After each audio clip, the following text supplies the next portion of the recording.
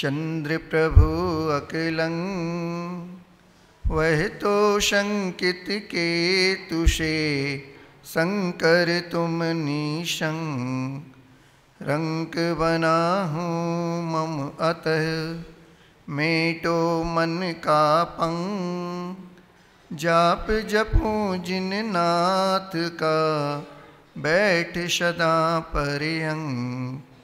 देवादिदेव श्री शांतिनाथ भगवान की, आचार्य भगवंत गुरुदेव विद्यासागर महामुनि राज की, ज्येष्ठ मुनिराज श्री ब्रह्म सागर जी मुनि महाराज की, पूज्य मुनि श्री निर्मत सागर जी, निसर्ग सागर जी, श्रवण सागर मुनि महाराज की, 3 कम 9 कोटि महामुनि राजों की।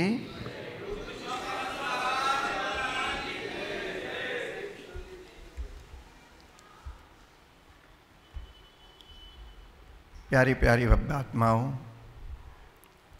आज का पुनः वह शुभ प्रभात कि देवशाद गुरु की सन्निधि में आने का हमें परम सौभाग्य मिला और भगवान की देशना को सुनने का भी यह परम सौभाग्य मिला। आचार्य ज्ञान सागर जी महाराज और आचार्य विद्यासागर जी महाराज इस सृष्टि पर रहने लायक नहीं हैं। भव्य आत्माओं को वैसे भी सृष्टि पर रहने का कोई अधिकार भी नहीं हुआ करता है, क्योंकि जहाँ पर उनका मूल स्थान हुआ करता है वो अपने लक्ष्य को बहुत जल्दी पा लिया करते हैं। फिर इस सृष्टि पर रहता कौन है, कौन रह रहा है? तो कहते हैं कि जिस प्रकार से आप वाहन चलाते हैं, साइकिल, स्कूटर, मोटरसाइकिल आदि, तो उसमें नाम ही उसका है 2 व्हीलर। 2 और व्हीलर यानी चक्के, व्हील। जिसमें 2 चक्के लगे हों उसका नाम है 2 व्हीलर। तो इन 2 चक्कों के माध्यम से वह साइकिल या 2 व्हीलर गाड़ी चला करती है और उसमें भी हैंडल पर दोनों हाथ रहते हैं, ब्रेक भी उसमें 2 रहा करते हैं, आदि आदि। तो मतलब एक चक्के से गाड़ी नहीं चला करती, निश्चित हो गया। उसी प्रकार से यह संसार में जो रहते हैं वो भी एक के कारण नहीं रहा करते, उस संसार में रहने के भी 2 कारण हुआ करते हैं, पहला राग और दूसरा द्वेष। आचार्य पूज्यपाद भगवान इष्टोपदेश नामक ग्रंथराज में कहते हैं, राग द्वेष द्वयी दीर्घ नेत्राकर्षणा कर्मणा अज्ञानात् सुचिर जीव संसाराब्धौ भ्रमत्यशौ। अज्ञानी जीव या संसारी प्राणी जिस प्रकार से इस संसार समुद्र में रहता है, मथानी के माध्यम से जब उस मटकी में दही को बिलोया जाता है तो उसमें एक रस्सी भी लगी रहती है, और वह रस्सी होती तो एक है पर उसके छोर 2 हुआ करते हैं। माँ को देखा था, मटकी है, खम्भे से बांध के रखती है और दही को बिलोती है, एक हाथ से रस्सी छोड़ती है तो दूसरे को खींचती है। इसी प्रकार से उसमें दही का मंथन जो होता है, तो राग द्वेष रूपी उस रस्सी के माध्यम से इस संसार में इस प्राणी का भी मंथन अर्थात भ्रमण होता रहता है। कभी इधर कभी उधर, इस प्रकार वो रस्सी उस मथानी के माध्यम से दही को बिलोती है। इसी को गाथा रूप में जो इष्टोपदेश में पूज्यपाद स्वामी महाराज ने लिखी, तो आचार्य भगवंत गुरुदेव विद्यासागर जी महाराज ने भी उसका पद्यानुवाद किया और बहुत ही सुंदर व्याख्या करते हुए आचार्य भगवान उसमें कहते हैं, दही मंथन के काल में मथानी मंथन भाजन में भजती, भ्रमती है, घूमती रहती है, कभी इधर और कभी उधर, क्षण भर भी ना थमती है। राग द्वेष की लंबी लंबी डोरी से यह बंधा हुआ, ज्ञान बिना त्यों भव में भ्रमता, रुदन कले गला रुधा हुआ। रुदन भी करता चाहता है पर रुदन नहीं कर पाता, उसका गला रुंध जाता है। जिस प्रकार मटकी गले में रस्सी बंधी होती है और काल रूपी खम्भे से वह बंधी हुआ करती है, वह मटकी यह संसार है, दही रूप में जीव उसके अंदर पड़ा हुआ है और मथानी रूपी कर्म उस पर चोट कर रहा है और रागदेश रूपी रस्सी उसको मथ रही है और खम्बा रूपी काल उसको बांध के चल रहा है। वह व्यक्ति यह संसार में घूमता है। अब इससे संसार से निकलने का उपाय क्या है? तो कहते हैं कि राग और द्वेष, आकर्षण और अपकर्षण में जब तक आप फंसे रहोगे तब तक इस संसार में रुलते रहोगे। संसार से अगर मुक्त होना है तो उसके लिए क्या करना चाहिए? तो आचार्य भगवान कृपा करते हैं और संसार से निकलने का उपाय भी बताते हैं।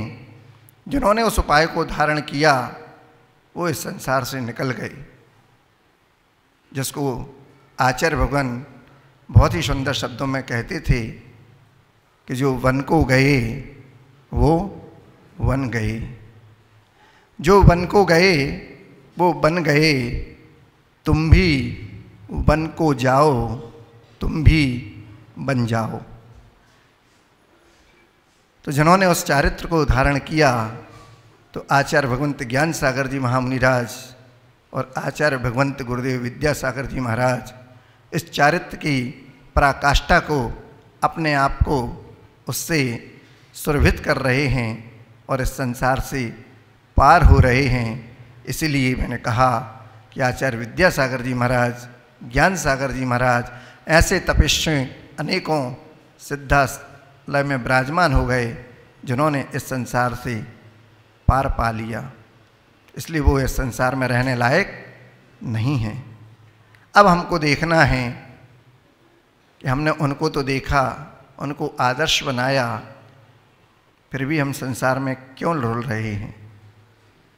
अभी तक तो ज्ञान नहीं था पर अब तो ज्ञान आ गया, विवेक जागृत हो गया, तो अपना जीवन में उस विवेक का प्रयोग करते हुए जो भी अपनी यथाशक्ति अनुसार हो उस चारित्र को तो अंगीकार करें। उसके लिए रत्न कनक श्रावकाचार्य में आचार्य शमंत्रभद्र स्वामी जी बहुत अच्छी कारिका कहते हैं कि मोहितिमिरापहरणे दर्शन लाभात वाप्तः संज्ञान रागद्वेष निर्वृत्तै चरणम प्रतिपद्यते साधु। रागदेश की निवृत्ति से आप अगर छूट जाएंगे तो आप भी साधु हो जाएंगे और आप भी एक दिन इस संसार सागर से पार हो जाएंगे। क्योंकि मिथ्यात्व रूपी जब अंधकार हट जाता है तो एक साथ सम्यक दर्शन और सम्यक ज्ञान की प्राप्ति हो जाया करती है। कैसे होती है वह? तो भव्य जीव को तो होती ही है। जब भगवान की दिव्य ध्वनि नहीं खिरी तो शौधर्मिंद्र ने विचार किया कि भगवान को केवल ज्ञान तो हो गया, समूह क्षण में भी विराजमान हो गए, पर क्या कारण है कि 66 दिन होने को हो रहे हैं और भगवान की दिव्य ध्वनि नहीं खिरी? तब जाकर उन्होंने अपना अवधि ज्ञान लगाया तो पाया कभी भगवान की दिव्य ध्वनि को झेलने वाला गणधर नहीं है। कौन है ऐसा वह भव्य जीव? लेकिन जो था वो तो अभी पूरा मिथ्या दृष्टि है। कैसे उसको यहाँ तक लाया जाए? हो जाता है उस षडंग के ज्ञाता जो और भी वेद वेदांतों के ज्ञाता थे, शिष्य मंडली उनके पास भी थी, जाता है और एक प्रश्न वहाँ पर रखता है। वह प्रश्न ऐसा था कि जिसको आज तक न सुना था न कहीं पढ़ा था। ये कहाँ से लेके आए, किसने बताया, किसके शिष्य हो, आदि आदि वह प्रश्न पूछते हैं। तो वो कहते हैं मेरे गुरु यहाँ पर नहीं, वहाँ पर बैठे हैं। मैं आपसे क्या बात करूं, मैं आपके गुरु से ही शास्त्रार्थ करूंगा।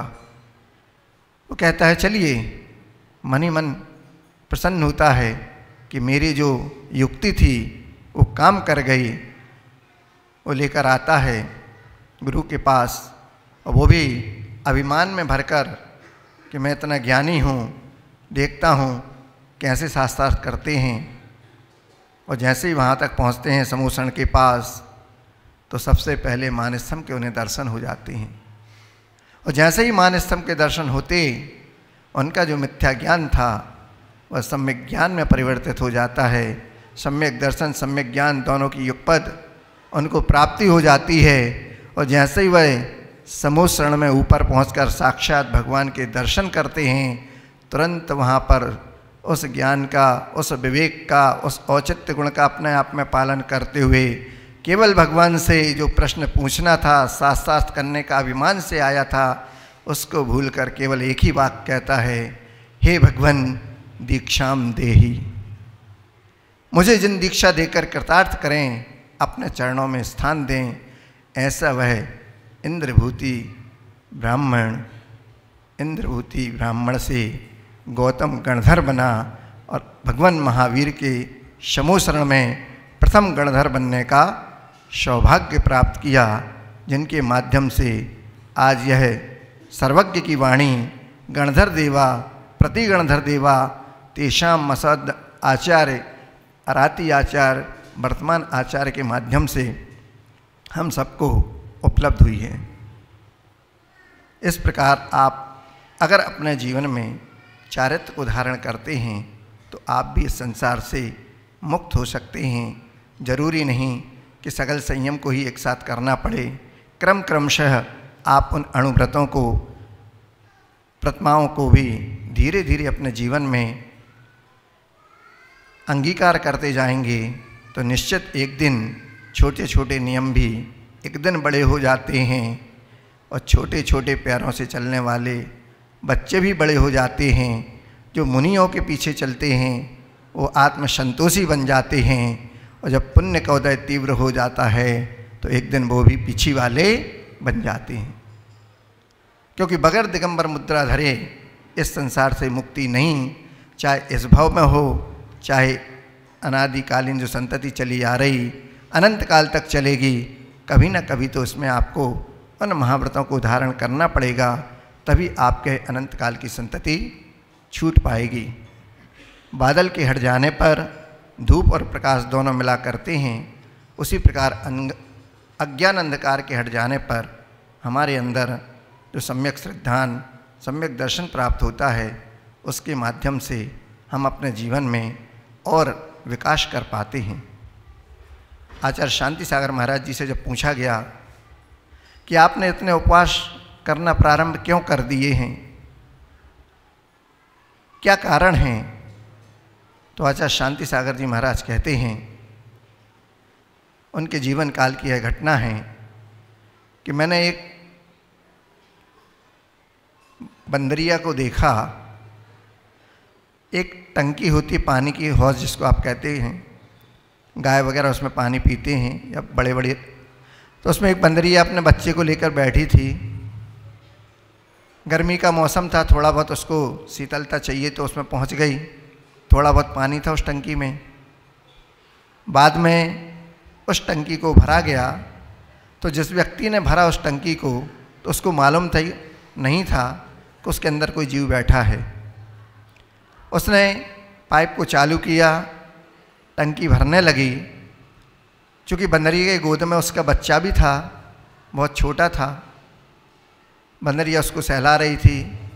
जैसे जैसे पानी उस टंकी में भरा, बंदरिया उस बच्चे को लेकर ऊपर चढ़ने लगी। चूँकि दीवार चिकनी थी, ऊपर चढ़ नहीं पा रही थी, तो पहले तो सीधी खड़ी हुई, बाद में अपने दोनों पैरों को भी ऊपर उठाया, बच्चे को भी सिर पे रखा, लेकिन पानी का जो भराव था वो बढ़ता जा रहा था। अंतोगत्वा जब उसने देखा कि ना बच्ची बचेगी ना मैं बचूंगा, तो तो बच्चे को भी उसने अपने पैरों के नीचे डाल दिया और उस बच्ची के ऊपर खड़े होकर अपने प्राणों की रक्षा की। इस प्रकार राग और द्वेष, अपने शरीर से अगर ये प्राणी राग करता है, दूसरों से द्वेष करता है, तो संसार में रुलता है। और अगर इस राग द्वेष की निवृत्ति को छोड़ जाएं और प्रवृत्ति को छोड़कर निवृत्ति का मार्ग अपनाएं और व्रतों को अंगीकार करें, तो अपने जीवन को भी इस संसार में भ्रमण करने से रोक सकते हैं। आचार्य भगवंत के चरणों में पहुंचकर व्रतों को अंगीकार करके और अपने जीवन को संयमित करके इन राग द्वेष की प्रवृत्ति से ऊपर उठकर निवृत्ति मार्ग को अपनाकर अपने संसार को छेद करें। इसी मंगल भाव के साथ आचार्य भगवंत गुरुदेव विद्यासागर महामुनि राज की जय।